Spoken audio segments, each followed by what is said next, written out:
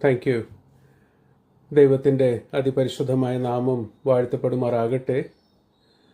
ഈ പ്രാവർത്തിക ആഴ്ചയുടെ ആദ്യ ദിവസം സന്ധ്യാസമയത്ത് പകലിലെ പ്രപഞ്ച വ്യാപാരങ്ങളിൽ നിന്നും അല്പസമയം വേർപെട്ട് ഈ മാധ്യമത്തിൽ കൂടെ ദൈവവചനത്തിന് മുൻപാകെ ആയിരിക്കാൻ കർത്താവ് തന്നിരിക്കുന്ന അസുലഭമായ അവസരത്തെ ഓർത്ത് ദൈവത്തെ സ്തുതിക്കുന്നു. വീണ്ടും ഒരിക്കൽ കൂടി കോട്ടയം ടൗൺ അസംബ്ലിയിലെ ദൈവജനത്തോടുകൂടെ ചേർന്ന് വചനവുമായിട്ട് നിൽപ്പാൻ കർത്താവ് തന്ന ഈ അനുഗ്രഹീതമായ നിമിഷങ്ങളെ ഓർത്ത് ദൈവത്തെ സ്തുതിക്കുന്നു. നാം ഉത്തരം ലഭിക്കാത്ത ചില പ്രാർത്ഥനകളെ കുറിച്ചാണല്ലോ കഴിഞ്ഞ ആഴ്ച മുതൽ ചിന്തിക്കാൻ ആരംഭിച്ചിരിക്കുന്നത്. കഴിഞ്ഞ ആഴ്ചയിൽ നാം ചിന്തിച്ചത് പ്രാർത്ഥനയ്ക്ക് ബാരിയേഴ്സായിട്ട്, അതിൻ്റെ ബാധകമായിട്ട് നിൽക്കുന്ന വിഷയങ്ങൾ, അതിനെക്കുറിച്ചാണ് നമ്മൾ ചിന്തിച്ചത്. പ്രാർത്ഥനയ്ക്ക് ഉത്തരം ലഭിക്കാത്ത ഒരു പ്രാർത്ഥനയെക്കുറിച്ചും നാം ചിന്തിച്ചു. അത് ഒന്നോ രണ്ടോ വാക്കുകളിൽ അത് വീണ്ടും ഒന്ന് ഓർമ്മയിലേക്ക് കൊണ്ടുവരുവാൻ ആ ഭാഗം ഞാൻ ആവർത്തിച്ചൊന്ന് പറയട്ടെ. പ്രാർത്ഥനയ്ക്ക് നമുക്ക് ബാരിയേഴ്സ് ആയിട്ടുള്ള വിഷയങ്ങൾ: ഒന്ന്, നമ്മുടെ ജീവിതത്തിലുള്ള നോൺ സിൻ, നാം അറിയുന്ന പാപങ്ങൾ. രണ്ടാമത്തേത്, സ്വാർത്ഥതയോടുകൂടി നാം പ്രാർത്ഥിക്കുന്നത്. മൂന്നാമത്തേത്, നമ്മുടെ ഡിസഗ്രിമെൻറ്റ്, ഏക മനസ്സോടുകൂടി കുടുംബത്തിലാകട്ടെ സഭയിലാകട്ടെ നാം പ്രാർത്ഥിക്കുമ്പോൾ ആ പ്രാർത്ഥന ദൈവം അതിന് ഉത്തരം നൽകുകയില്ല. നാലാമത്തേത്, ബൈ റിജക്റ്റിംഗ് ഗോഡ്സ് വേർഡ്, ദൈവവചനത്തെ മാറ്റി വെച്ചുകൊണ്ട് ദൈവസന്നിധിയിൽ നാം പ്രാർത്ഥിക്കുകയാണെങ്കിലും ദൈവം നമുക്ക് ഉത്തരം നൽകുകയില്ല. സെമിത്തേരിയിൽ നിന്ന്, അല്ലെങ്കിൽ ഒരു കല്ലറയിൽ നിന്നൊരു പ്രാർത്ഥനയെക്കുറിച്ചാണ് നാം കഴിഞ്ഞ ആഴ്ച ചിന്തിച്ചത്. അത് ലൂക്കോസിന്റെ സുവിശേഷം 8-ാം അധ്യായം അതിൻ്റെ 26-ാം വാക്യം മുതൽ 40-ാം വാക്യം വരയ്ക്കും. അവിടെ ഭൂതബാധിതനായ ആ വ്യക്തി, അത് ഒരു ഭൂതം മാത്രമല്ല, ലെഗിയോൻ എന്ന് പറയുന്ന വലിയൊരു സംഖ്യയിലുള്ള ഭൂതഗണങ്ങൾ തന്നെ അദ്ദേഹത്തെ ബാധിച്ചിരുന്നു. അവിടെ ആ ഭൂതഗണങ്ങൾ കർത്താവ് യേശുക്രിസ്തുവിനോട് യാചിക്കുന്നു. അതിന് കർത്താവ് ഉത്തരമരുളുന്നു. തദ്ദേശവാസികൾ അവർ കർത്താവിനെ യാചിക്കുന്നു. അതിനും കർത്താവ് ഉത്തരമരുളുന്നു. എന്നാൽ ഏറ്റവും ലോജിക്കലായിട്ട് ആ സൗഖ്യം പ്രാപിച്ച് സുബോധം പൂണ്ട വ്യക്തി കർത്താവിനോട് പ്രാർത്ഥനയിൽ അപേക്ഷിക്കുമ്പോൾ അതിന് വിപരീതമായിട്ടാണ് മറുപടി നൽകുന്നത്. എന്നാൽ അതിൻ്റെ നന്മകളെക്കുറിച്ച് നാം ചിന്തിച്ചു. കർത്താവ് എന്തുകൊണ്ടാണ് അവൻ്റെ പ്രാർത്ഥനയ്ക്ക് ഉത്തരം അരുളിയില്ല? അത് തീർച്ചയായിട്ടും ദൈവോദ്ദേശത്തോടുകൂടെ അവൻ്റെ ജീവിതത്തിൽ മാത്രമല്ല, അവനിൽ വന്ന മാറ്റം അത് മറ്റുള്ളവർക്ക് അത് അനുഗ്രഹമായി തീരുവാൻ വേണ്ടി കർത്താവ് അവിടെ ഉത്തരം നൽകിയില്ല. നമ്മൾ അവസാനിപ്പിച്ചത് 2 സ്റ്റേറ്റ്മെൻറ്റിലാണ്. ഒന്ന്, Christian living it begins at home. രണ്ടാമത്തേത്, Christian work begins with witness. ഈ 2 സ്റ്റേറ്റ്മെൻറ്റോടു കൂടിയാണ് കഴിഞ്ഞ ആഴ്ച നമ്മൾ നമ്മുടെ ധ്യാനചിന്ത, നമ്മുടെ ഈ പഠനം നമ്മൾ പൂർത്തിയാക്കിയത്. ഇന്ന് വീണ്ടും ഒരു പ്രാർത്ഥന നാം ഇന്ന് ഒരുമിച്ച് ചിന്തിക്കുവാനായിട്ട് പോവുകയാണ്. ആ പ്രാർത്ഥന മോശയുടെ പ്രാർത്ഥനയാണ്. ആ ഭാഗം നമുക്ക് ആദ്യം ഒന്ന് വായിക്കാം. ആവർത്തന പുസ്തകം അതിൻ്റെ 3-ാം അധ്യായം അതിൻ്റെ 23 മുതൽ 28 വരയ്ക്കുമുള്ള വാക്യം. Book of Deuteronomy, chapter 3, verses 23 through 28. അക്കാലത്ത് ഞാൻ യഹോവയോട് അപേക്ഷിച്ചു, കർത്താവായ യഹോവേ, നിന്റെ മഹത്വവും നിന്റെ ഭുജവീര്യവും അടിയനെ കാണിച്ചു തുടങ്ങിയല്ലോ. നിന്റെ ക്രിയകൾ പോലെയും നിന്റെ വീര്യപ്രവൃത്തികൾ പോലെയും ചെയ്യുവാൻ കഴിയുന്ന ദൈവം സ്വർഗത്തിലാകട്ടെ ഭൂമിയിലാകട്ടെ ആരുള്ളൂ? ഞാൻ കടന്നു ചെന്ന് യോർദാൻ അക്കരെയുള്ള നല്ല ദേശവും മനോഹരമായ പർവ്വതവും ലെബനോനും ഒന്ന് കണ്ടുകൊള്ളട്ടെ എന്ന് പറഞ്ഞു. എന്നാൽ യഹോവ നിങ്ങളുടെ നിമിത്തം എന്നോട് കോപിച്ചിരുന്നു, എൻ്റെ അപേക്ഷ കേട്ടതുമില്ല. യഹോവ എന്നോട്, മതി, ഈ കാര്യത്തെക്കുറിച്ച് ഇനി എന്നോട് സംസാരിക്കരുത്. പിസ്ഗയുടെ മുകളിൽ കയറി തലപൊക്കി പടിഞ്ഞാറോട്ടും വടക്കോട്ടും തെക്കോട്ടും കിഴക്കോട്ടും നോക്കി കാണുക. ഈ യോർദാൻ നീ കടക്കുകയില്ല. യോശുവയോട് കൽപ്പിച്ച് അവനെ ധൈര്യപ്പെടുത്തി ഉറപ്പിക്കുക. അവൻ നായകനായി ഈ ജനത്തെ അക്കരെ കടത്തും. നീ കാണുന്ന ദേശം അവൻ അവർക്ക് അവകാശമായി പങ്കിട്ട് കൊടുക്കും എന്ന് അരുളി ചെയ്തു. മോശ എന്ന ആ നാമം നമ്മുടെ മനസ്സിലേക്ക് വരുമ്പോൾ വലിയ ഒരു അതികായനായ ഒരു മനുഷ്യൻ, ആ വ്യക്തിയെക്കുറിച്ച് ഒരു ചിത്രമാണ് നമ്മുടെ മുൻപിലേക്ക് വരുന്നത്. മോശ, ദ ഗ്രേറ്റ് ലീഡർ. മിസ്രൈമിൻ്റെ അടിമത്വത്തിൽ നിന്ന് ഇത്രയും വലിയൊരു ജനാവലിയെ അവരെ മറുപ്രയാണത്തിൽ കൂടെ നയിച്ച മോശ. അതുമാത്രമല്ല, ദൈവം മോശയിൽ കൂടെയാണ് ഇസ്രായേൽ ജനത്തിന് ന്യായപ്രമാണം നൽകിയത്. ഉപദേഷ്ടാവായ മോശ, ദ ടീച്ചർ. പ്രവാചകനായ മോശ, ദ പ്രോഫറ്റ്. അതുമാത്രമല്ല, പ്രാർത്ഥന വീരനായ മോശ. പല സന്ദർഭങ്ങളിൽ മോശ പ്രാർത്ഥിക്കുന്നു, അതിന് കർത്താവ് യഹോവയായ ദൈവം അതിന് ഉത്തരം നൽകുന്നു. നമുക്കറിയാം, ഇസ്രായേൽ ദേശത്ത് ആ ബാധ,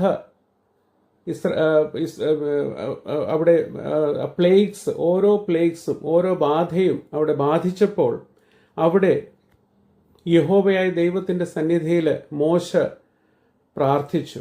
മധ്യസ്ഥ പ്രാർത്ഥന കഴിച്ചപ്പോൾ ദൈവം ആ പ്രാർത്ഥനയ്ക്ക് ഉത്തരമരുളി. പുറപ്പാട് പുസ്തകം 7-ാം അധ്യായം അതിൻ്റെ 14-ാം വാക്യം മുതൽ 12-ാം അധ്യായം 36-ാം വാക്യം വരയ്ക്ക് നാം വായിക്കുമ്പോൾ ഓരോ ബാധ ബാധിക്കുമ്പോൾ മോശ അപേക്ഷിക്കുന്നു, ദൈവം അതിന് ഉത്തരം അരുളുന്നു.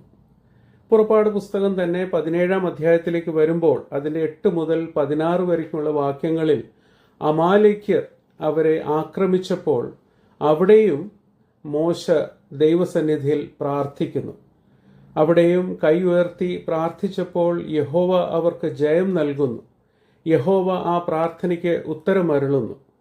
പിന്നീട് പുറപ്പാട് പുസ്തകം തന്നെ 32-ാം അധ്യായം അതിൻ്റെ 7 മുതൽ 14 വരയ്ക്കും തുടർന്ന് 30 മുതൽ 35 വരയ്ക്കുള്ള വാക്യങ്ങൾ നമ്മൾ വായിക്കുമ്പോൾ അവിടെ ആ സ്വർണ്ണ കാളക്കിടാവ് ഉണ്ടാക്കി അതിനെ ആരാധിക്കുന്ന സമയത്ത് ജനം ചെയ്ത വലിയ പാപം, അവിടെയും മോശ മധ്യസ്ഥനായിട്ട് പ്രാർത്ഥന കഴിക്കുന്നു. യഹോവ ആ പ്രാർത്ഥന കേൾക്കുന്നു. സംഖ്യാപുസ്തകം 12-ാം അധ്യായത്തിലേക്ക് വരുമ്പോൾ മോശയോട് വിരുദ്ധമായിട്ട് പിറുപിറുത്ത മറിയത്തിന് കുഷ്ഠരോഗം ബാധിച്ചപ്പോൾ അവിടെയും യഹോവയുടെ സന്നിധിയിൽ മോശ പ്രാർത്ഥിക്കുന്നു, അപേക്ഷിക്കുന്നു. അതിനും യുക്തമായിട്ട് വലിയവനായ ദൈവം ഉത്തരം അരുളുകയാണ്. സംഖ്യാപുസ്തകം തന്നെ 14-ാം അധ്യായം അതിൻ്റെ 1 മുതൽ 21 വരയ്ക്കുമുള്ള വാക്യം നമുക്ക് സുപരിചിതമാണ്. കാദേശ് ബാർനേയയിലെ ജനം അവർ അവിശ്വാസം നിമിത്തം വാഗ്ദത്ത നാട്ടിലേക്ക് പ്രവേശിക്കാതെ അവിടെ ആയിരുന്നപ്പോൾ അവിടെയും അവരെ ഓർത്ത് അവർക്ക് വേണ്ടി കർത്താവിൻ്റെ സന്നിധിയിൽ, വലിയവനായ ദൈവത്തിൻ്റെ സന്നിധിയിൽ, യഹോവയായ ദൈവത്തിൻ്റെ സന്നിധിയിൽ മോശ അവിടെ പ്രാർത്ഥിക്കുന്നു. അതിനും പ്രാർത്ഥനയ്ക്ക് ഉത്തരം നൽകുന്നുണ്ട്. തുടർന്ന് സംഖ്യാപുസ്തകം തന്നെ 21-ാം അധ്യായത്തിലേക്ക് നമ്മൾ വരുമ്പോൾ അതിൻ്റെ 5 മുതൽ 9 വരയ്ക്കുള്ള വാക്യങ്ങൾ വായിക്കുമ്പോൾ അവിടെ ആ സർപ്പദംശനം, സർപ്പം കടിയേറ്റ് ജനങ്ങൾ മരിക്കുമ്പോൾ അവിടെയും മോശ യഹോവയോട് പ്രാർത്ഥിക്കുന്നു. അതിനുള്ള പ്രതിവിധിയും യഹോവയായ ദൈവം മോശയ്ക്ക് നൽകുന്നു. ആ സർപ്പം, താമ്രസർപ്പം, അത് കൊടിമേൽ അത് ഉയർത്തിയപ്പോൾ അതിലേക്ക് നോക്കുന്നവരെല്ലാവരും രക്ഷ പ്രാപിക്കുന്നു എന്ന് നാം കാണുകയാണ്. പ്രാർത്ഥന വീരനായ മോശ, ഇത്രയും വലിയ വീര്യപ്രവൃത്തികൾ ചെയ്ത മോശ, ആ മോശ ഇവിടെ ഈ ആവർത്തന പുസ്തകം 3-ാം അധ്യായം നമ്മൾ വായിച്ച ഭാഗത്ത് ദൈവസന്നിധിയിൽ പ്രാർത്ഥിക്കുമ്പോൾ ആ പ്രാർത്ഥനയ്ക്ക് യഹോവയായ ദൈവം ഉത്തരം അരുളുന്നില്ല. അവിടെ പ്രത്യേകമായിട്ട് ശ്രദ്ധിക്കുക, ആ ഭാഗത്ത് പ്രാർത്ഥിച്ച സമയത്ത് മോശ അത് വിവരിച്ച് പറയുമ്പോൾ അവിടെ പറയുകയാണ്, പ്രാർത്ഥിച്ചപ്പോൾ 26-ാം വാക്യത്തിൽ, എന്നാൽ യഹോവ നിങ്ങളുടെ നിമിത്തം എന്നോട് കോപിച്ചിരുന്നു, എൻ്റെ അപേക്ഷ കേട്ടതുമില്ല. യഹോവ എന്നോട് മതി, ഈ കാര്യത്തെക്കുറിച്ച് ഇനി എന്നോട് സംസാരിക്കരുത്. മോശയുടെ പ്രാർത്ഥനയ്ക്ക് വലിയവനായ ദൈവം ഇവിടെ ഉത്തരം അരുളുന്നില്ല. അതിൻ്റെ കാരണങ്ങളെക്കുറിച്ച്, അതിൽ നിന്ന് നമുക്ക് എന്ത് ആത്മീയ പാഠങ്ങൾ പഠിക്കുവാനായിട്ട് സാധിക്കും, അതാണ് സ്വല്പ സമയത്തിനുള്ളിൽ നാം ചിന്തിക്കുവാനും ധ്യാനിക്കുവാനുമായിട്ട് പോകുന്നത്. ഞാൻ എൻ്റെ ഒരു വളരെ ഫേവറേറ്റ് ആയിട്ടൊരു ഓഥറാണ് ഇപ്പോൾ നിത്യതയിൽ വിശ്രമിക്കുന്ന വാറൻ W. വിയേഴ്സ്ബി. എൻ്റെ ആത്മീയ ജീവിതത്തിലെ ആദ്യ പടികൾ ചവിട്ടുമ്പോൾ എന്നെ സ്നേഹിക്കുന്ന ഒരു ദൈവദാസൻ എനിക്ക് 3 ചെറു പുസ്തകങ്ങൾ, ഈ മഹൽ വേദപണ്ഡിതൻ എഴുതിയ 3 പുസ്തകങ്ങളാണ് എനിക്ക് തന്നത്. ആ പുസ്തകത്തിൽ ഒരു പുസ്തകം അത് ഈ ഉത്തരം ലഭിക്കാത്ത പ്രാർത്ഥനയെ ആശ്രയിച്ചുള്ള ഒരു പുസ്തകമായിരുന്നു. ആ പുസ്തകം ഇപ്പോഴും എൻ്റെ കരത്തിലുണ്ട്. അതിൻ്റെ താളുകളെല്ലാം ഒരു ടോട്ടലി അങ്ങ് സെപ്പറേറ്റ് ആയൊരു സ്ഥിതിയിലാണ് ആയിരിക്കുന്നത്. അതിൽ നിന്ന് ഉള്ള പല ചിന്തകളാണ് എനിക്ക് വളരെ എൻ്റെ ജീവിതത്തെ സ്വാധീനിച്ചിട്ടുണ്ട്. എൻ്റെ പ്രാർത്ഥനാ ജീവിതത്തെ അതൊരു മുതൽക്കൂട്ടായിട്ട് തീർന്നിട്ടുണ്ട്. അതുകൊണ്ടാണ് ഈ നാളുകളിൽ ആ ഭാഗത്ത് നിന്ന് തന്നെ ചില ചിന്തകൾ പങ്കുവയ്ക്കുവാനായിട്ട് ഞാൻ ആഗ്രഹിക്കുന്നത്. ഒരു പുസ്തകം ഈ ഉത്തരം ലഭിക്കാത്ത പ്രാർത്ഥനകൾ, വേറൊരു പുസ്തകമാണ് the wonderful names of Jesus. മൂന്നാമത്തെ ഒരു പുസ്തകം അതിനോടൊപ്പം തന്നെ എനിക്ക് ലഭിച്ചത് സ്ക്രിപ്ചേഴ്സ് ദാറ്റ് സിംഗ്. അത് ഈ നാളുകളിൽ അത് ലഭ്യമല്ല, എന്നാൽ വളരെ അനുഗ്രഹീതമായ ഈ വേദപണ്ഡിതൻ രചിച്ച ഒരു പുസ്തകമാണ്. ഞാൻ ആ സന്ദർഭശാല അതൊന്ന് പറഞ്ഞു എന്നേ ഉള്ളൂ. അപ്പോൾ ഒന്നാമത്തെ കാര്യം നാം അവിടെ കാണുന്നത്, മോശ പ്രാർത്ഥനയുടെ യഥാർത്ഥമായ അർത്ഥം വിസ്മരിച്ച ഒരു സാഹചര്യത്തിലാണ് അവിടെ പ്രാർത്ഥിച്ചത്. പ്രാർത്ഥന എന്ന് പറയുന്നത് അതിൻ്റെ ഡെഫിനിഷനും മറ്റു കാര്യങ്ങളെക്കുറിച്ച് നമുക്ക് നല്ല അറിവുണ്ട്, നമുക്ക് ബോധ്യമുണ്ട്. ഈ ദേവദാസൻ ഒരു സ്റ്റേറ്റ്മെന്റ് എഴുതിയത് എന്നെ വളരെ ആകർഷിച്ചു. അവിടെ ഇദ്ദേഹം എഴുതിയിരിക്കുന്നത്, prayer is asking God to accomplish his will. നാം ദൈവസന്നിധിയിൽ പ്രാർത്ഥനയായിട്ട് വരുമ്പോൾ നാം പ്രാർത്ഥിക്കുന്നത് ദൈവഹിതം നിറവേറണം, നോട്ട് മൈ വിൽ, ദൈവഹിതം. അതിൻ്റെ വലിയ ഒരു മാതൃകയാണല്ലോ ഗെത്സമനി തോട്ടത്തിൽ നമ്മുടെ കർത്താവായ യേശു ക്രിസ്തു അവിടെ പ്രാർത്ഥിച്ചപ്പോൾ അവിടെ പ്രാർത്ഥിച്ചത്, എങ്കിലും എൻ്റെ ഹിതമല്ല നിന്റെ ഹിതം, not my will but your will. ആ ചിത്രം നമ്മുടെ മനസ്സിലേക്ക് കൊണ്ടുവരുമ്പോൾ നമുക്കറിയാം, കർത്താവായ യേശു ക്രിസ്തു തൻ്റെ നാഴിക അടുത്തപ്പോൾ അതിനു മുൻപ് വലിയൊരു ജനാവലി തന്നെ തൻ്റെ ചുറ്റിൽ എപ്പോഴും ഉണ്ടായിരുന്നു. സമയമടുത്തപ്പോൾ 12 ശിഷ്യന്മാരുമായിട്ട് മാളികമുറിയിൽ ഒരുമിച്ച് കൂടി. അവിടെ നിന്ന് തന്നെ ഒറ്റിക്കൊടുക്കുന്ന ഇസ്കാരിയോത്ത് യൂദ അവിടെ നിന്ന് പുറത്തേക്ക് പോയി 11 ശിഷ്യന്മാരുമായിട്ട് അവിടെ ടേബിൾ ടോക്ക് അത് കണ്ടിന്യൂ ചെയ്തു. അതിനുശേഷം യോഹന്നാന്റെ സുവിശേഷം 18-ാം അധ്യായം 1-ാം വാക്യം നമ്മൾ വായിക്കുമ്പോൾ, കിദ്രോൻ തോട് കടന്ന് അവർ ഗെത്സമനയിൽ പ്രവേശിച്ചു. അവിടെയും 11 ശിഷ്യന്മാർ 8 പേരെ അവിടെ നിർത്തി 3 പേരുമായിട്ട് അല്പം മുന്നോട്ട് പോയി. അവരെയും അവിടെ നിർത്തി തനിയെ മുൻപോട്ട് പോയി പിതാവോട് അപേക്ഷിക്കുന്ന ആ രംഗം. വലിയൊരു ജനാവലി, 12, 11, 3, പിതാവും പുത്രനും 2. അവിടെ നിന്ന് ഏകനായിട്ട് നമ്മുടെ കർത്താവായ യേശു ക്രിസ്തു ഗോൽഗോഥയിലേക്ക് കടന്നുപോയി. ലോകത്തിന്റെ പാപത്തിനു വേണ്ടി കാൽവരി ക്രൂശിൽ തന്നെ താൻ അർപ്പിച്ചു. ആ ചിത്രം ഒന്ന് മനസ്സിലേക്ക് വന്നതുകൊണ്ട് ഒന്ന് പങ്കുവച്ചു എന്നേ ഉള്ളൂ. നമ്മുടെ പ്രാർത്ഥനയിൽ നാം എപ്പോഴും പ്രാർത്ഥിക്കുമ്പോൾ പ്രാർത്ഥിക്കേണ്ടത്, ദൈവമേ എൻ്റെ ഹിതമല്ല നിന്റെ ഹിതം നിറവേറണം. Prayer is asking God to accomplish his will. എന്തുകൊണ്ടാണ് ഈ മോശയുടെ ഈ പ്രാർത്ഥന ഇവിടെയും ഒരു യുക്തമായൊരു പ്രാർത്ഥനയാണ്? വളരെ താഴ്മയോടുകൂടി ദൈവസന്നിധിയിൽ പ്രാർത്ഥിക്കുന്നു. ആ വാക്യം നമുക്കൊന്നുകൂടി വായിക്കാം. 23-ാം വാക്യം മുതൽ വായിക്കുമ്പോൾ അവിടെ വായിക്കുന്നത്, അക്കാലത്ത് ഞാൻ യഹോവയോട് അപേക്ഷിച്ചു, കർത്താവായ യഹോവേ, നിന്റെ മഹത്വവും നിന്റെ ഭുജവീര്യവും അടിയനെ കാണിച്ചു തുടങ്ങിയല്ലോ. നിന്റെ ക്രിയകൾ പോലെയും നിന്റെ വീര്യപ്രവൃത്തികൾ പോലെയും ചെയ്യുവാൻ കഴിയുന്ന ദൈവം സ്വർഗത്തിലാകട്ടെ ഭൂമിയിലാകട്ടെ ആരുള്ളൂ? ഞാൻ കടന്നു ചെന്ന് യോർദാൻ അക്കരെയുള്ള നല്ല ദേശവും മനോഹരമായ പർവ്വതവും ലെബനോനും ഒന്ന് കണ്ടുകൊള്ളട്ടെ എന്ന് പറഞ്ഞു.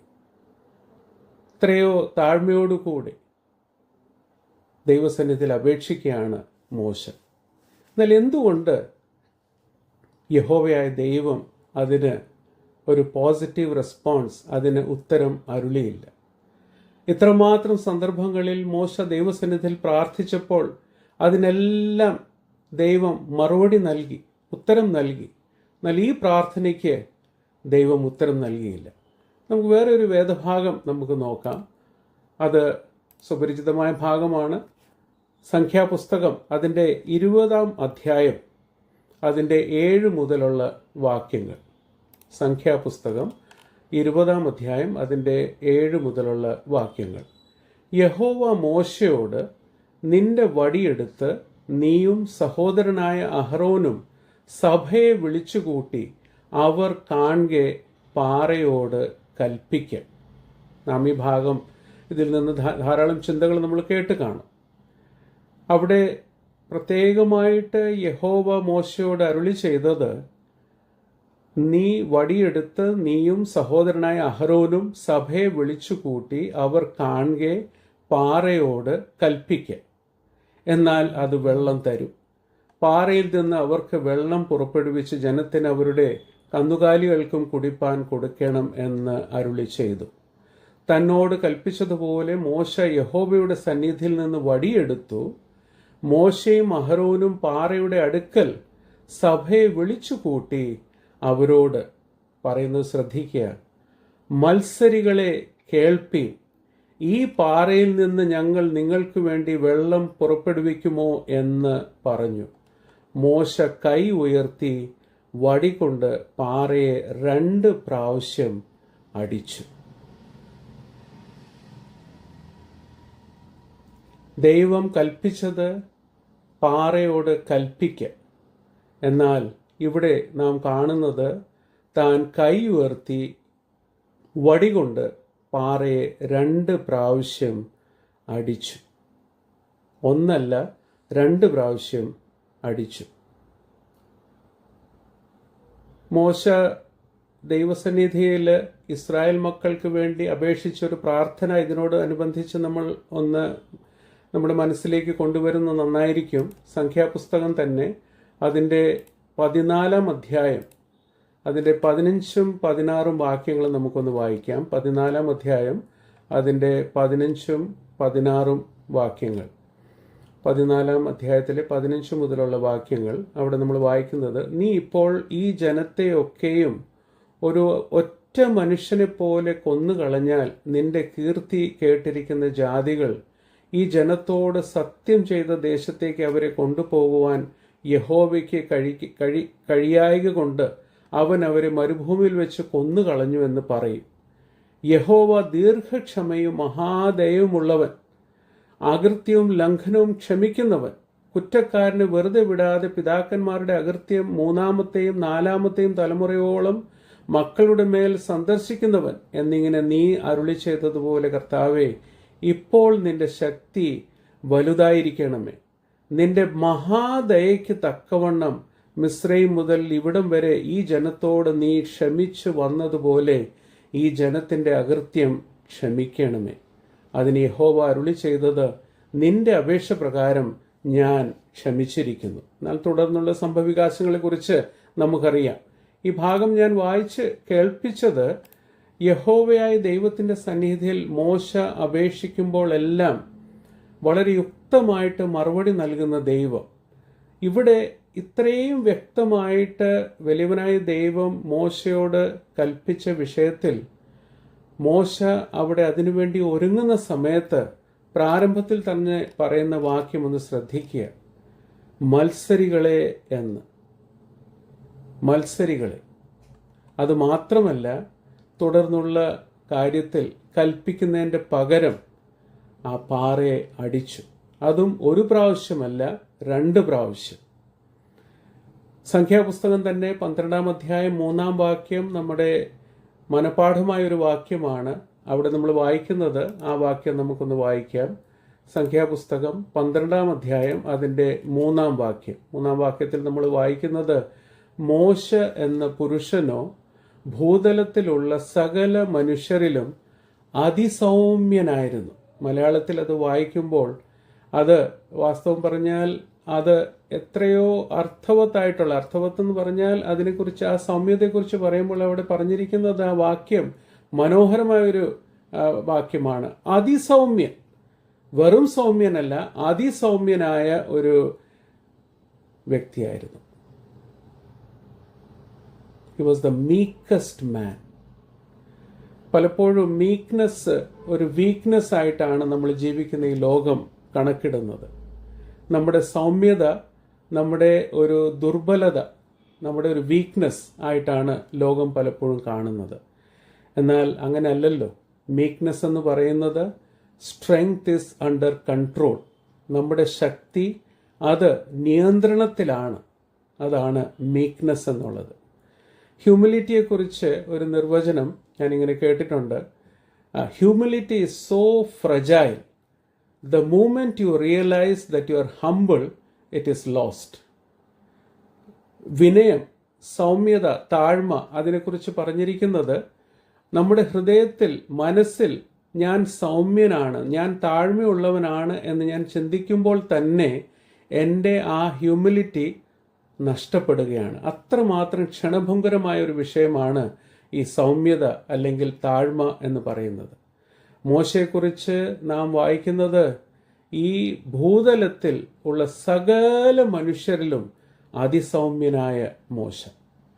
20 അധ്യായത്തിൽ ആ വാക്ക് ഉപയോഗിച്ച് അവിടെ ചെയ്യുന്ന പ്രവൃത്തി നാം കാണുമ്പോൾ നമ്മുടെ മനസ്സിലേക്ക് വരുന്നത്, ക്ഷണനേരത്തിൽ മോശ ക്ഷുഭിതനായി മത്സരികളെ എന്ന് ആ ജനത്തോട് അഭിസംബോധനം ചെയ്തിട്ടാണ് കൽപ്പിക്കുന്നതിൻ്റെ പകരമായിട്ട് അവിടെ 2 പ്രാവശ്യം, ഒരു പ്രാവശ്യമല്ല 2 പ്രാവശ്യമാണ് അവിടെ ആ പാറയെ അടിക്കുന്നത്. പാറയെ അടിച്ചപ്പോൾ അവിടെ വെള്ളം പുറപ്പെടാതെ നിന്നില്ല, വെള്ളം അവിടെ നിന്ന് പുറപ്പെട്ടു. അവിടെ നമ്മൾ 20 അധ്യായം അതിൻ്റെ 12 മുതലുള്ള വാക്യങ്ങൾ നമ്മൾ വായിക്കുമ്പോൾ 20 അധ്യായം അതിൻ്റെ 8-9 വാക്യങ്ങൾ നമുക്കൊന്നുകൂടി വായിക്കാം. 20 അധ്യായം അതിൻ്റെ 10 വാക്യം മുതൽ ഞാൻ വായിക്കട്ടെ. മോശയും അഹരോനും പാറയുടെ അടുക്കൽ സഭയെ വിളിച്ചുകൂട്ടി അവരോട്, മത്സരികളെ കേൾപ്പിൻ, ഈ പാറയിൽ നിന്ന് ഞങ്ങൾ നിങ്ങൾക്ക് വേണ്ടി വെള്ളം പുറപ്പെടുവിക്കുമോ എന്ന് പറഞ്ഞു. മോശ കൈ ഉയർത്തി വടികൊണ്ട് പാറയെ 2 പ്രാവശ്യം അടിച്ചു. വളരെ വെള്ളം പുറപ്പെട്ടു. ജനവും അവരുടെ കന്നുകാലികളും കുടിച്ചു. പിന്നെ യഹോവ മോശയോടും അഹരോനോടും, നിങ്ങൾ ഇസ്രായേൽ മക്കൾ കാണുകെ എന്നെ ശുദ്ധീകരിപ്പാൻ തക്കവണ്ണം എന്നെ വിശ്വസിക്കാതിരുന്നതുകൊണ്ട് നിങ്ങൾ ഈ സഭയെ ഞാൻ അവർക്ക് കൊടുത്തിരിക്കുന്ന ദേശത്തേക്ക് കൊണ്ടുപോവുകയില്ല എന്ന് അരുളി ചെയ്തു. ഒന്ന്, അവർ ദൈവത്തിൻ്റെ കൽപ്പന അനുസരിച്ചില്ല. ദൈവം ഏതു വിധത്തിലാണോ കൽപ്പിച്ചത് അതനുസരിക്കാതെയാണ് അവർ പ്രവർത്തിച്ചത്. രണ്ടാമത്തേത്, ആ വാക്യം അവിടെ പറയുമ്പോൾ അവിടെ പ്രത്യേകമായിട്ട് പറയുന്നത്, ഈ പാറയിൽ നിന്ന് ഞങ്ങൾ നിങ്ങൾക്ക് വേണ്ടി വെള്ളം പുറപ്പെടുവിക്കുമോ എന്ന് പറഞ്ഞു. സോ ദേ വാണ്ടഡ്, അല്ലെങ്കിൽ Moses wanted to take credit. അതിൻ്റെ ശ്രേയസ് താൻ തന്നെ സ്വീകരിപ്പാൻ വേണ്ടിയുള്ള ഒരു സ്റ്റേറ്റ്മെന്റ് പോലെയാണ് അത് വായിക്കുമ്പോൾ നമുക്ക് തോന്നുന്നത്. മോശ ചെയ്ത വലിയൊരു തെറ്റാണ്. ഒരു നിമിഷത്തേക്ക് പ്രാർത്ഥനയുടെ യഥാർത്ഥമായ അർത്ഥം മോശ വിസ്മരിച്ചു പോയി. For a moment Moses forgot the meaning of prayer. അതുകൊണ്ട് അഹ്റോന്റെ ജീവിതത്തിൽ എന്താണ് സംഭവിച്ചത്? ഈ 20 അധ്യായത്തിൽ തന്നെ 24 വാക്യത്തിലേക്ക് നമ്മൾ വരുമ്പോൾ അവിടെ നമ്മൾ വായിക്കുന്നത്, തൻ്റെ അവസാനം സംഭവിച്ചത് ഇങ്ങനെയാണ്. അഹരോൻ തൻ്റെ ജനത്തോട് ചേരും. യഹോവ മോശയോടും അഹരോനോട് അരുളി ചെയ്ത വാക്കുകളാണ്. അഹരോൻ തൻ്റെ ജനത്തോട് ചേരും. കലഹജലത്തിങ്കൽ നിങ്ങൾ എൻ്റെ കൽപ്പന മറുത്തതുകൊണ്ട് ഞാൻ ഇസ്രായേൽ മക്കൾക്ക് കൊടുത്തിരിക്കുന്ന ദേശത്തേക്ക് അവൻ കടക്കുകയില്ല. അഹ്റോനെയും അവൻ്റെ മകനായ എലയാസറിനെയും കൂട്ടി അവരെ ഹോർ പർവ്വതത്തിൽ കൊണ്ടുചെന്ന് അഹ്റോന്റെ വസ്ത്രമൂരി അവൻ്റെ മകനായ എലയാസറിനെ ധരിപ്പിക്കണം. അഹ്റോൻ അവിടെ വെച്ച് മരിച്ച് തൻ്റെ ജനത്തോട് ചേരും. യഹോവ കൽപ്പിച്ചതുപോലെ മോശ ചെയ്തു. സർവ്വസഭയും കാണുകെ അവർ ഹോർ പർവ്വതത്തിൽ കയറി. മോശ അഹ്റോന്റെ വസ്ത്രമൂരി അവൻ്റെ മകനായ എലിയാസറിനെ ധരിപ്പിച്ചു. അഹ്റോൻ അവിടെ പർവ്വതത്തിൻ്റെ മുകളിൽ വെച്ച് മരിച്ചു. മോശയും എലിയാസറും പർവ്വതത്തിൽ നിന്ന് ഇറങ്ങി വന്നു. അഹ്റോൻ മരിച്ചുപോയി എന്ന് സഭയെല്ലാം അറിഞ്ഞപ്പോൾ ഇസ്രായേൽ ഗൃഹമൊക്കെയും അഹ്റോനെക്കുറിച്ച് 30 ദിവസം വിലപിച്ച് കൊണ്ടിരുന്നു. അഹരോൻ്റെ അന്ത്യം ആ വിധത്തിലായിരുന്നു. ഒരു നിമിഷത്തേക്ക് മോശ പ്രാർത്ഥനയുടെ യഥാർത്ഥമായ അർത്ഥം വിസ്മരിച്ചു പോയി. രണ്ടാമത്തേത്, ഒരു പ്രത്യേകമായിട്ടൊരു പാഠം നമ്മൾ പഠിക്കുന്നത്, he also forgot the seriousness of sin. മോശ, അതിസൗമ്യനായ മോശ തന്നെ ഒരു നിമിഷത്തേക്ക് പാപം എത്രമാത്രം ഗൗരവത്തോടുകൂടെ വേണം നാം അതിനെ കരുതേണ്ടിയത്, അതും വിസ്മരിച്ചു പോയി. വീണ്ടും നാം ചിന്തിച്ച വിഷയം തന്നെ ഞാനൊന്ന് ആവർത്തിച്ചു പറയട്ടെ. യഹോവയായ ദൈവം കൽപ്പിച്ചത് പാറയോട് കൽപ്പിക്കുക എന്ന്. എന്നാൽ അതിന് പകരമായിട്ട് താൻ മുൻപ് ചെയ്തതുപോലെ, അത് നമുക്ക് നന്നായിട്ട് അറിയാം. പുറപ്പാട് പുസ്തകം 17-ാം അധ്യായം അതിൻ്റെ 5 മുതൽ 7 വരെയ്ക്കുള്ള വാക്യങ്ങൾ നമ്മൾ വായിക്കുമ്പോൾ അവിടെ കർത്താവ് കൽപ്പിച്ചത് പാറയോട് അടിക്കുക, സ്ട്രൈക്ക് ദ റോക്ക്. അവിടെ അടിച്ചപ്പോൾ വെള്ളം പുറപ്പെട്ടു. ഇവിടെ മോശയോട് പ്രത്യേകമായിട്ട് കൽപ്പിച്ചത് പാറയോട് കൽപ്പിക്കുക. എന്നാൽ താൻ അന്ന് ചെയ്തത് ഇവിടെ വീണ്ടും ആവർത്തിച്ചു. So there is a sin of unbelief. അവിശ്വാസത്തിൻ്റെ ഒരു പാപം ഇവിടെ നാം കാണുന്നു.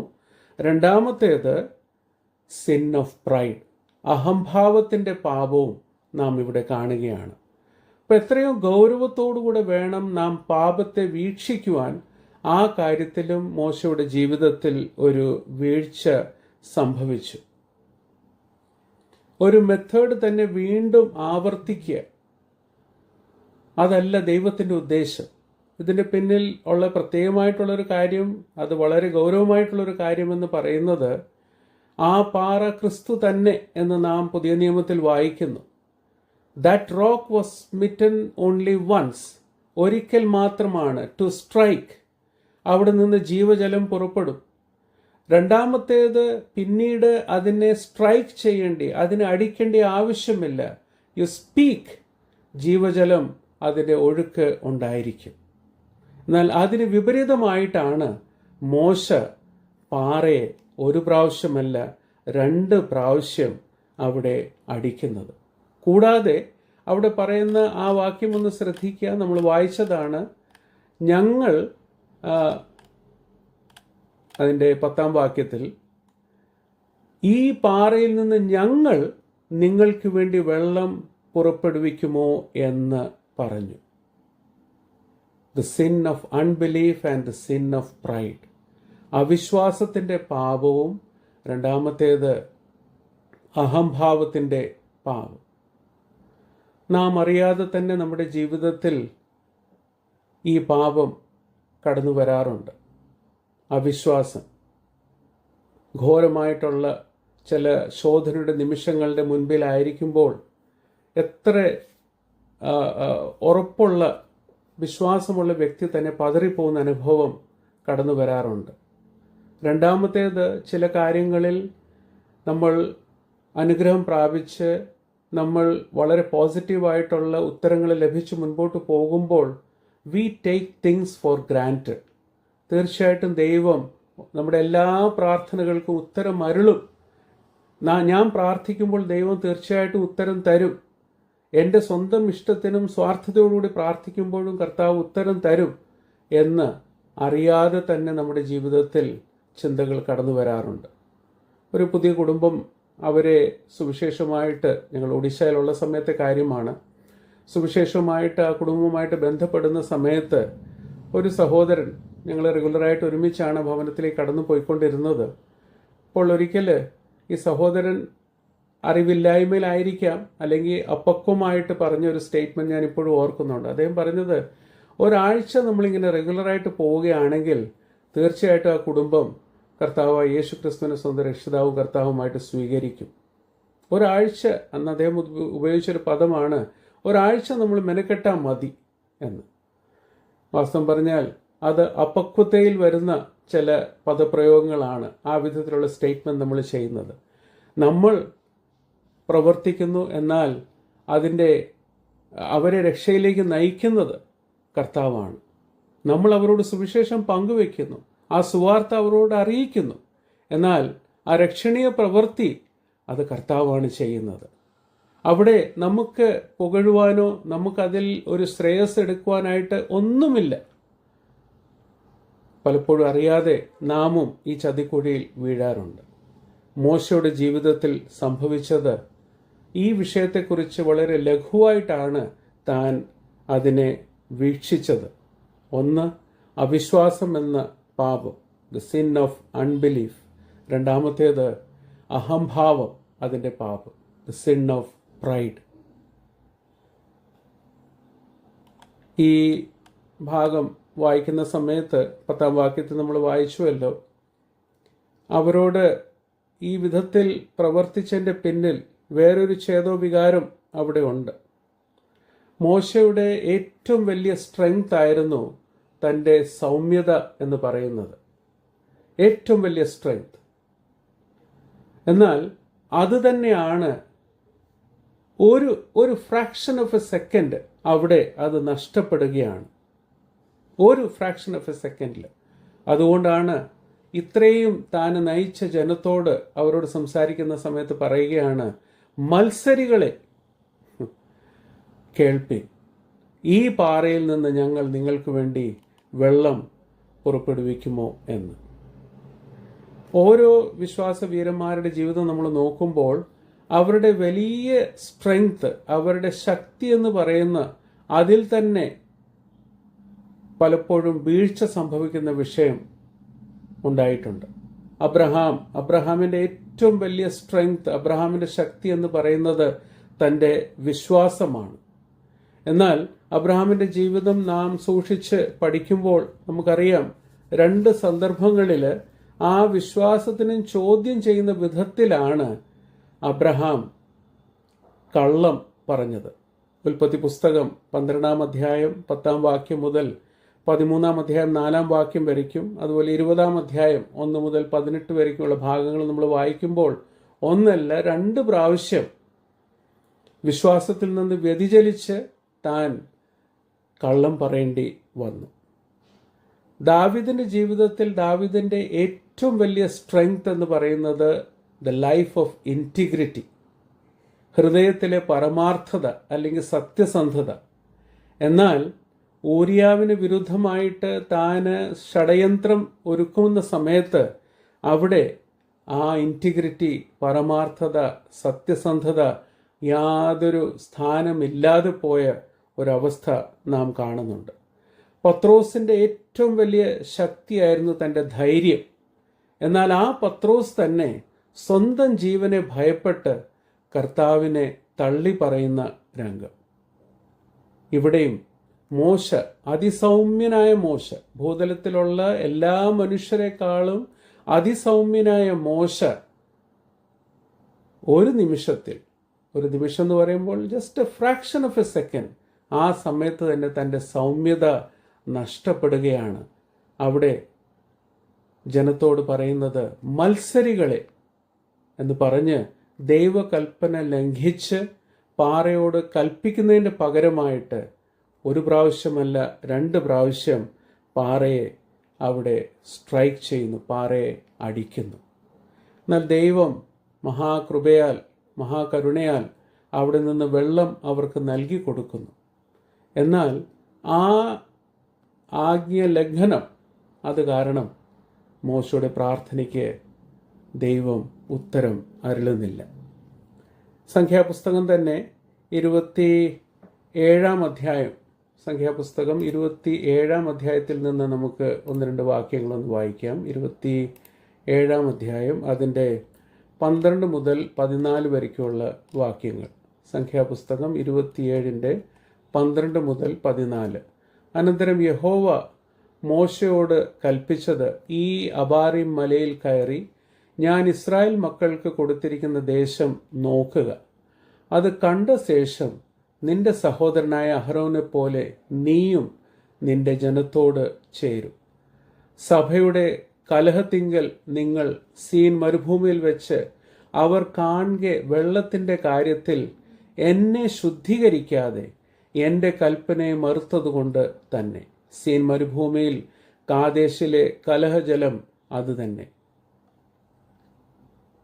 ആ ആജ്ഞലംഘനം കാരണം യഹോവ മോശയോട് അരുളി ചെയ്ത വാക്കുകളാണ് നാം വായിച്ചത്. ഇതിനെക്കുറിച്ച് ആവർത്തന പുസ്തകം അതിന് 1-ാം അധ്യായത്തിൽ മോശ പറയുന്ന വിഷയം കൂടെ നമുക്കൊന്ന് ശ്രദ്ധിക്കാം. ആവർത്തന പുസ്തകം 1-ാം അധ്യായം അതിൻ്റെ 37-ാം വാക്യം, വേഴ്സ് 37. Deuteronomy chapter 1 verse 37. 37-ാം വാക്യത്തിൽ നമ്മൾ വായിക്കുന്നത് ഇങ്ങനെയാണ്. 37-ാം വാക്യം: യഹോവ നിങ്ങളുടെ നിമിത്തം എന്നോട് കോപിച്ച് കൽപ്പിച്ചത് നീയും അവിടെ ചെല്ലുകയില്ല. യഹോവ നിങ്ങളുടെ നിമിത്തം എന്നോടും കോപിച്ച് കൽപ്പിച്ചത് നീയും അവിടെ ചെല്ലുകയില്ല. മത്സരബുദ്ധിയോടുകൂടെ ചെയ്ത പാപം ജനവും അവിടെ പ്രകോപിപ്പിച്ചു. ദേ പ്രൊവോക്ഡ് മോസസ്. അതുകൊണ്ടാണല്ലോ ക്ഷണനേരത്തേക്ക് തൻ്റെ സൗമ്യ സ്വഭാവം മാറി അവിടെ ആ ജനത്തോട് മോശ സംബോധന ചെയ്ത് പറയുന്നത് മത്സരികളെ എന്ന്. ഇവിടെ മോശ അവരോട് സംസാരിക്കുന്ന സമയത്ത് അവരോട് പറയുകയാണ്, നിങ്ങളുടെ നിമിത്തം എന്നോട് കോപിച്ച് കൽപ്പിച്ചത്. They are partly to be blamed. അതിന് യാതൊരു സംശയവുമില്ല. നീയും ഇവിടെ ചെല്ലുകയില്ല. ഇതിനോടനുബന്ധിച്ച് സങ്കീർത്തനം 106-ലെ 2 വാക്യങ്ങൾ നമുക്കൊന്ന് വായിക്കാം. സങ്കീർത്തനം 106-ാം അധ്യായം അതിൻ്റെ 32-ഉം 33-ഉം വാക്യം. സങ്കീർത്തനം 106-ാം അധ്യായം 32-ഉം 33-ഉം വാക്യങ്ങൾ, 32 and 33. മെരിബ വെള്ളത്തിങ്കലും അവർ അവനെ കോപിപ്പിച്ചു. അവരുടെ നിമിത്തം മോശയ്ക്കും ദോഷം ഭവിച്ചു. അവർ അവൻ്റെ മനസ്സിനെ കോപിപ്പിച്ചതുകൊണ്ട് അവൻ അധരങ്ങളാൽ അവിവേകം സംസാരിച്ചു പോയി. അവർ അവൻ്റെ മനസ്സിനെ കോപിപ്പിച്ചതുകൊണ്ട് അവൻ അധരങ്ങളാൽ അവിവേകം സംസാരിച്ചു പോയി. ഇത് നമുക്കൊരു വലിയ പാഠമാണ്. When others provoke us, let us not lose our temper. നമ്മുടെ സ്ഥിരമാനസരായിട്ട് തന്നെ മറ്റുള്ളവർ നമ്മളെ എത്ര പ്രൊവോക്ക് ചെയ്താലും നമ്മെ കോപിപ്പിച്ചാലും അതിൽ നമ്മൾ ചഞ്ചലപ്പെടാതെ തന്നെ ജഡത്തിൻ്റെ ആ ഒരു ടെംപ്റ്റേഷൻ്റെ വീഴാതെ കാക്കുവാനായിട്ട് കർത്താവ് നമ്മെ സഹായിക്കട്ടെ. പലപ്പോഴും നമ്മുടെ സഭയിൽ, നമ്മുടെ ഭവനങ്ങളിൽ തന്നെ ഈ പ്രൊവോക്കേഷൻ വരാം. പ്രൊവോക്കേഷൻ വരുമ്പോൾ അതിന് നാം ആ ടെംപ്റ്റേഷനിൽ വീണുപോയി വാക്കിലും പ്രവൃത്തിയിലും ദൈവസന്നിധിയിൽ, ദൈവദൃഷ്ടിയിൽ ഹിതമല്ലാത്തത് നമ്മൾ ഉച്ചരിക്കുകയും നമ്മൾ പ്രവർത്തിക്കുകയും ചെയ്യും. ആ സന്ദർഭങ്ങളിൽ നമുക്ക് ഓർക്കുവാനായിട്ടുള്ളത് മോശയുടെ ജീവിതത്തിൽ വന്ന ഈ ഒരു പരാജയം. ഒന്നാമത്തേത്, ഒരു നിമിഷത്തേക്ക് പ്രാർത്ഥനയുടെ യഥാർത്ഥമായ അർത്ഥം താൻ വിസ്മരിച്ചു പോയി. രണ്ടാമത്തേത്, അവിശ്വാസത്തിൻ്റെയും അതുപോലെ അഹംഭാവത്തിൻ്റെയും പാപം തൻ്റെ ഹൃദയത്തിൽ, പ്രവൃത്തിയിൽ പ്രവേശിച്ചു. നമ്മുടെയും ജീവിതത്തിൽ ആ വിധത്തിലുള്ള ഒരു പരാജയം സംഭവിക്കാതെ നമ്മെ കാത്തു സൂക്ഷിക്കുവാനായിട്ട് കർത്താവ് നമ്മെ സഹായിക്കട്ടെ. ഒന്നാമത്തേത്, ദ മീനിങ് ഓഫ് പ്രെയർ, പ്രാർത്ഥനയുടെ യഥാർത്ഥമായ അർത്ഥം. രണ്ടാമത്തേത്, ദ സീരിയസ്നെസ് ഓഫ് സിൻ, പാപത്തിനെ കുറിച്ചുള്ള ഗൗരവമായ ചിന്ത. മൂന്നാമത്തേത്, അത് വളരെ പ്രാധാന്യം അർഹിക്കുന്നൊരു വിഷയമാണ്, ഈ പ്രാർത്ഥനയ്ക്ക് ഉത്തരം ദൈവം നൽകുന്നില്ല, എന്നാൽ ആ സമയത്ത് തന്നെ നമ്മെ പഠിപ്പിക്കുന്നൊരു പാഠമാണ്. ഇതും ദൈവകൃപ വെളിപ്പെടുത്തുന്ന വിഷയമാണ്. It also speaks of the grace of God. മോശയുടെ പ്രാർത്ഥനയ്ക്ക് യഹോവയായ ദൈവം ഉത്തരം അരുളുന്നില്ല, അതിൻ്റെ പിന്നിലും ദൈവത്തിൻ്റെ കൃപയാണ് അവിടെ വ്യാപരിക്കുന്നത്. ദൈവം അളവറ്റ കൃപയാൽ മോശയെ ക്ഷമിച്ചു. എന്നാൽ അതേ സമയം തന്നെ ദൈവത്തിൻ്റെ സർവാധികാരത്തിൽ ദൈവം താൻ വിതച്ചതുപോലെ തന്നെ കൊയ്യും. ആ വിധത്തിൽ അതിൻ്റെ പരിണിത ഫലം താൻ അനുഭവിക്കുകയാണ്. God in his grace forgave Moses, but God in his government, he allowed Moses to reap what he had zone. അതാണ് തിരുവെഴുത്തിൽ ഒരു സത്യം നാം മനസ്സിലാക്കുന്നത്. റോമാലേഖനം 5-ാം അധ്യായം അതിൻ്റെ 20-ാം വാക്യം നമുക്ക് സുപരിചിതമാണ്. പാപം പെരുകിയെടുത്ത് അവിടെ കൃപ അത്യധികം അവിടെ വർദ്ധിക്കുന്നു. Where sin abounded grace abounded much more.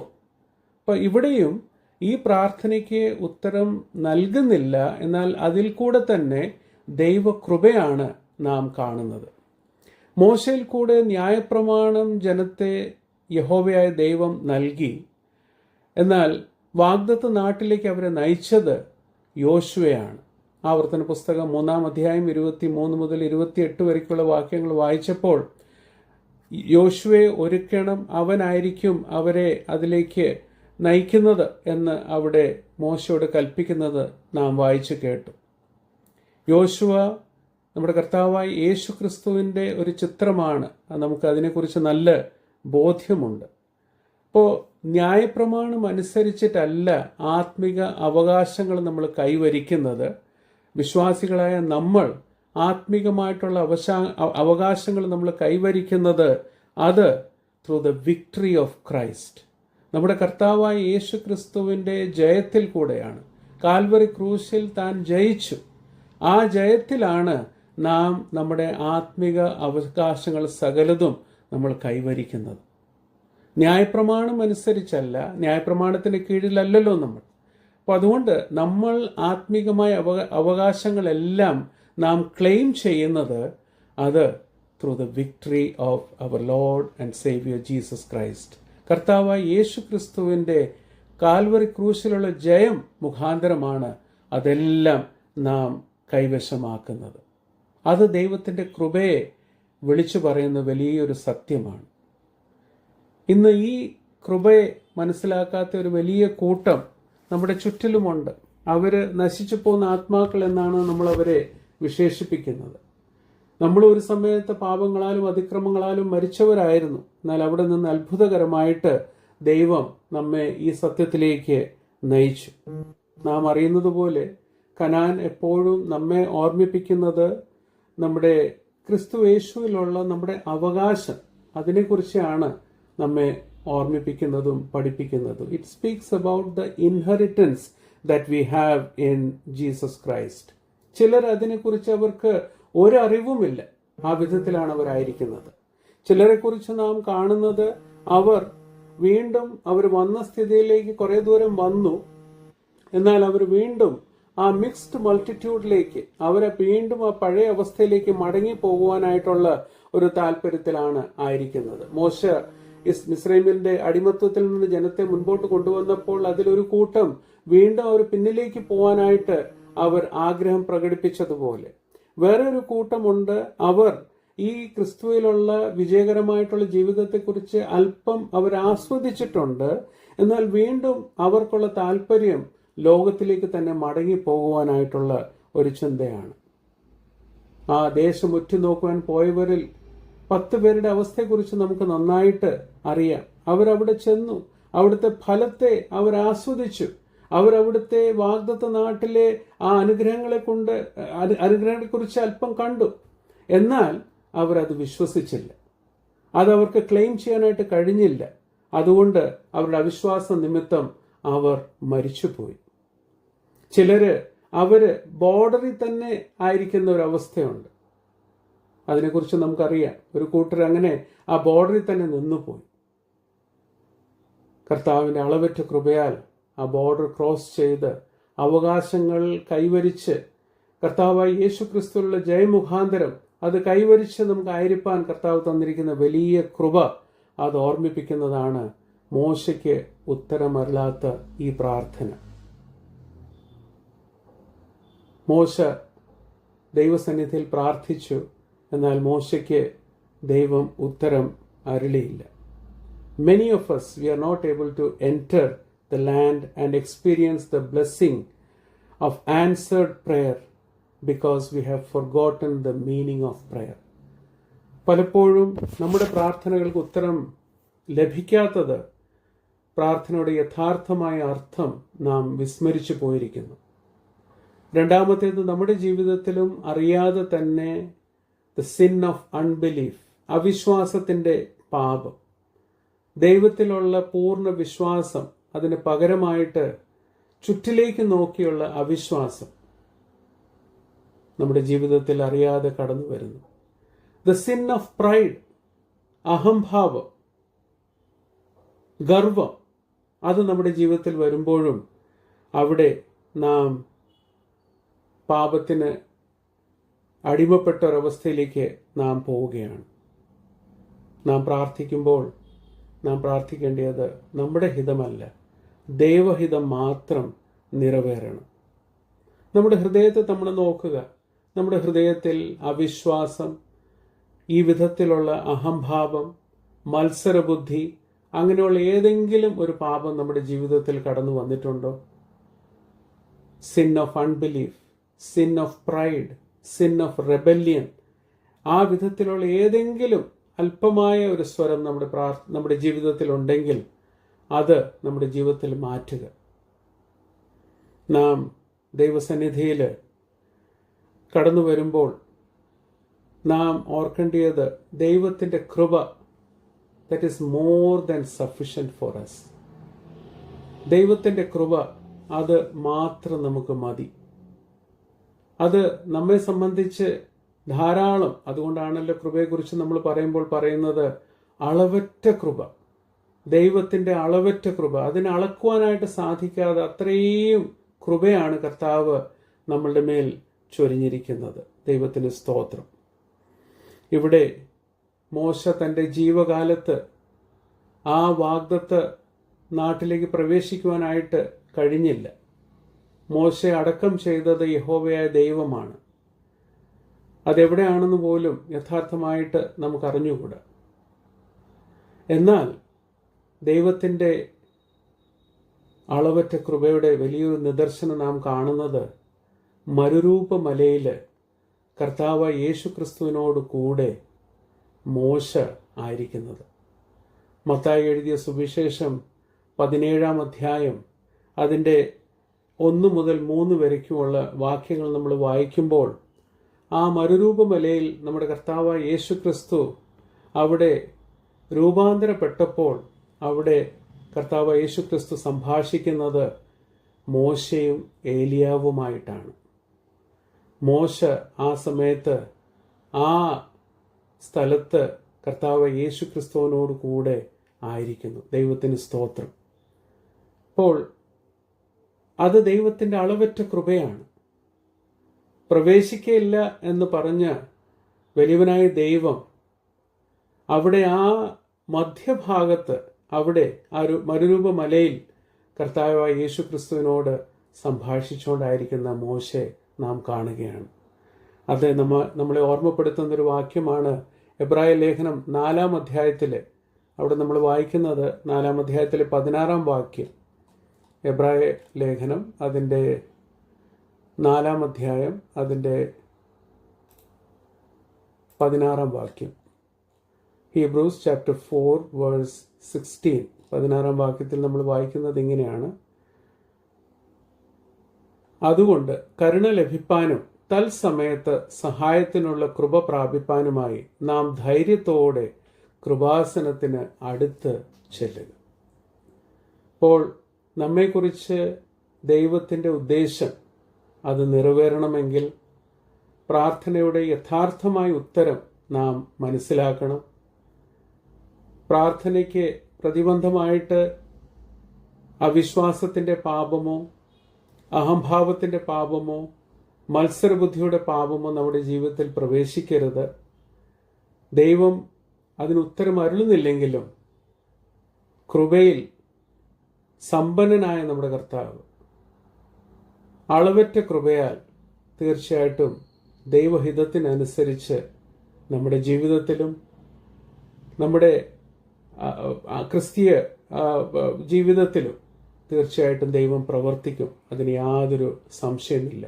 അതുകൊണ്ട് ധൈര്യത്തോടുകൂടെ ആ കൃപാസനത്തിൻ്റെ അടുത്ത് ചെന്ന് നാം എത്രയോ അടുത്ത് നമുക്ക് ആയിരിക്കാൻ കഴിയും, അത്രമാത്രം അടുത്ത് ചെന്ന് ആ കൃപ നാം പ്രാപിക്കുക.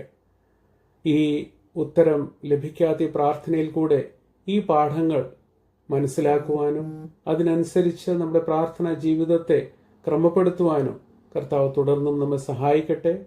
കർത്താവ് അനുവദിച്ചാൽ അടുത്ത ആഴ്ച വീണ്ടും ഉത്തരം ലഭിക്കാത്തൊരു പ്രാർത്ഥനയെക്കുറിച്ച് നമുക്ക് തുടർന്നും ചിന്തിക്കാം. വളരെ ക്ഷമയോടുകൂടെ കേട്ട എല്ലാ ബഹുമാന്യരായ സഹോദരി സഹോദരന്മാരോടുള്ള പ്രത്യേകമായ നന്ദി ഈ സമയത്ത് അറിയിക്കുന്നു. അവസരം തന്ന സഭയോടുള്ള നന്ദി വീണ്ടും ഒരിക്കൽ കൂടി അറിയിക്കുന്നു. കർത്താവിന്റെ വിലയേറിയ നാമം മാത്രം മഹത്വപ്പെടുമാറാകട്ടെ. ആമേൻ.